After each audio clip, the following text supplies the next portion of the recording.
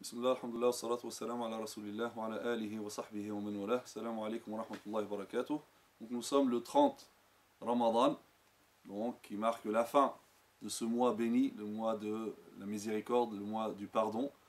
Donc toute chose a une fin, et donc c'est la fin de ce mois. Nous implorons Allah Azza wa Jalla pour qu'il accepte de nous tous nos actions et notre jeûne, et qu'il pardonne nos manquements. Et ce 30 Ramadan marque également donc la fin de cette série que nous avons commencé, le début de Ramadan, consacrée aux événements historiques qui se sont produits au cours du mois de Ramadan. Nous espérons que vous avez profité pleinement de ces cours, de ces événements, donc pour apprendre une partie de notre histoire, mais également pour en tirer des enseignements. Alors, le 30 Ramadan, nous allons consacrer ce jour-là à un événement en particulier, étant donné l'importance de la personnalité que nous allons aborder aujourd'hui. Il s'agit du grand imam, l'imam al-Bukhari, rahimahullah.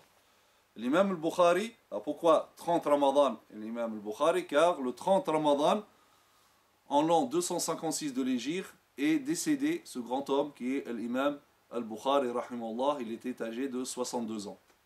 L'imam al-Bukhari, il est né au mois de Shawwal, en l'an 194 de l'Hégire, dans la ville de Bukhara. Donc l'imam al-Bukhari, il n'est pas d'origine arabe, il était de Bukhara, d'où le nom donc al-Bukhari. Lui il s'appelle Muhammad ibn Ismail. Donc al-Bukhari, donc il est de Bukhara. Donc il est né dans une famille pieuse, une famille de science, réputée pour sa science. Et Allah Azza wa Jalla, dès son enfance, lui avait donné une grande perspicacité, une grande intelligence hors norme. Et il l'avait éprouvé également par autre chose, par le fait de lui prendre sa vue, car il avait perdu la vue en étant enfant.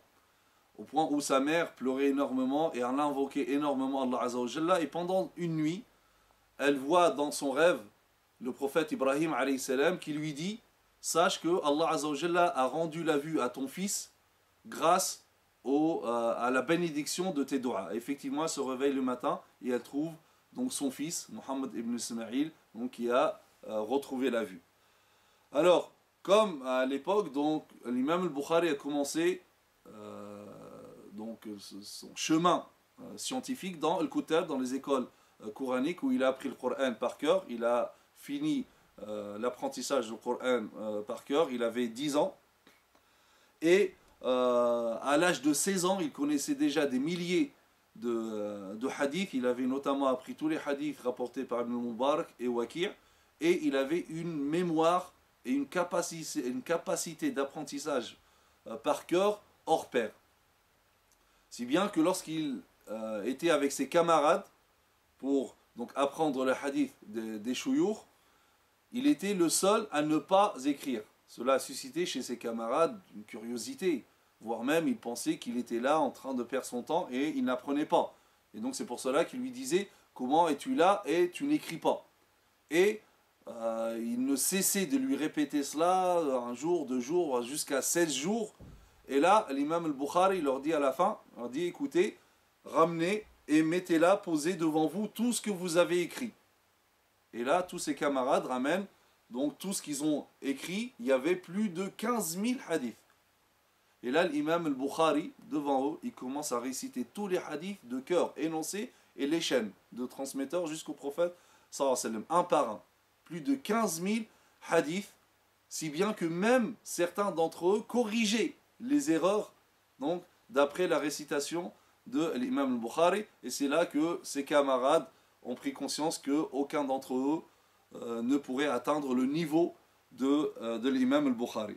Donc il a visité plusieurs villes pendant son voyage scientifique. Donc il a été à Balkh, Naïsabour, il a côtoyé bien sûr les savants, il a appris de la science. Il a été également à la Mecque, à Bagdad, en Égypte, au Cham.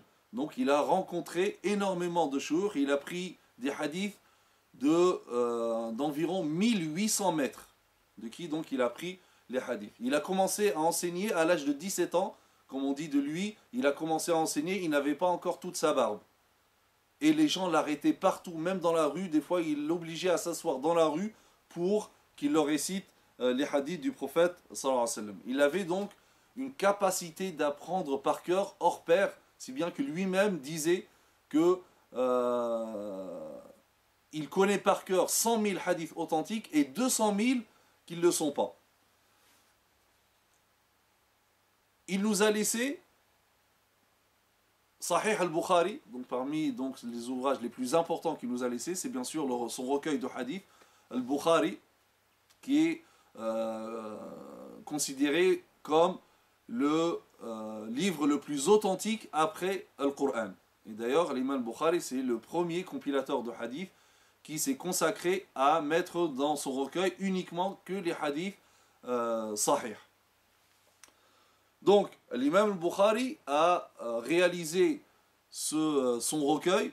Donc, dans son recueil, il y a 7563 hadiths sélectionnés à partir de 600 000 hadiths. C'est-à-dire qu'il connaissait, à l'époque où il a écrit, son recueil, 600 000 hadiths.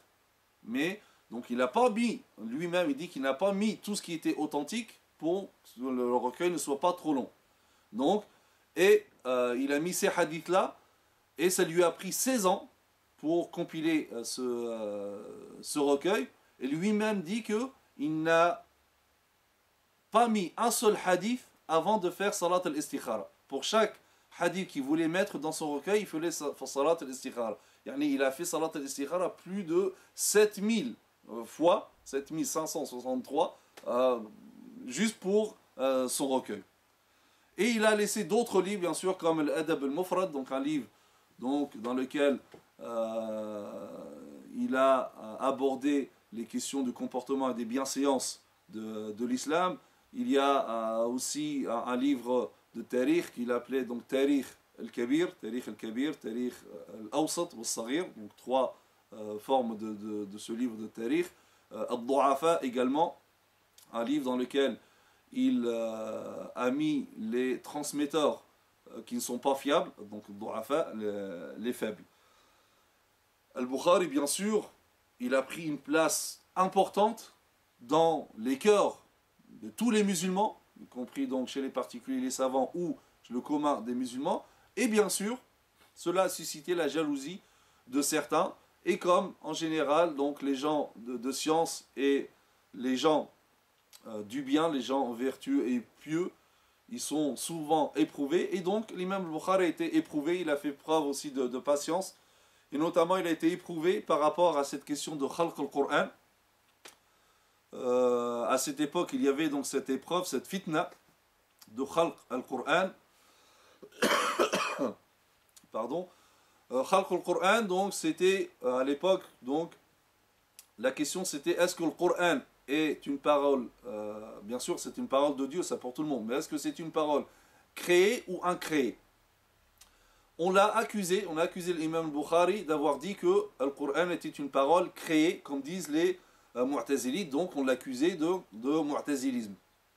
Alors que bien sûr, lui, il n'a jamais dit cela. Et donc, ça a provoqué beaucoup de problèmes donc, pour l'imam al-Bukhari. Et donc, pour éviter cette fitna, donc, il a préféré quitter Naïsabour et revenir à Bukhara, donc sa ville natale.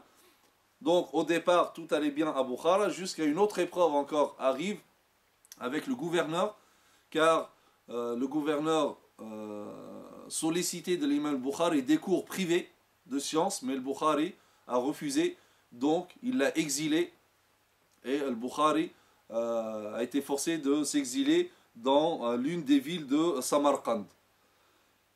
Al-Bukhari, vu ses épreuves, vu son exil, donc il était très peiné, au point que une nuit, il a fait cette invocation Allahumma innahu qad daqat alayya al-ard bima rahubat faqbidni ilayk. Oh Allah, donc je me sens, la terre est devenue tellement étroite pour moi, oh Allah, prends-moi vers toi.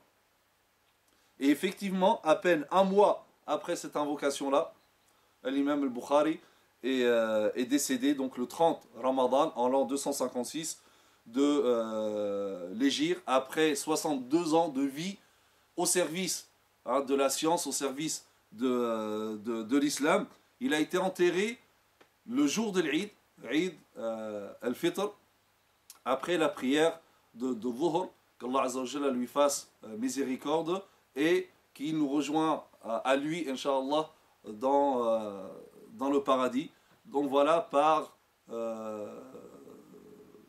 cette personnalité, donc nous mettons fin à cette série donc, qui a commencé le premier Ramadan. Donc, comme j'ai dit au départ, donc j'espère que vous avez profité de cette série.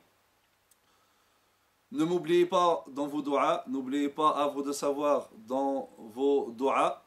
Et je vous souhaite une bonne fête de l'Eid. Qu'Allah Azza wa Jalla accepte de nous notre jeûne, nos actions et qu'il nous pardonne à tous nos manquements. تقبل الله منا ومنكم وغفر الله لنا ولكم وسبحانك اللهم بحمدك نشهد أن لا إله إلا أنت نستغفرك ونتوب إليك وصل اللهم على سيدنا محمد وعلى آله وصحبه وسلم تسليما والسلام عليكم ورحمة الله وبركاته.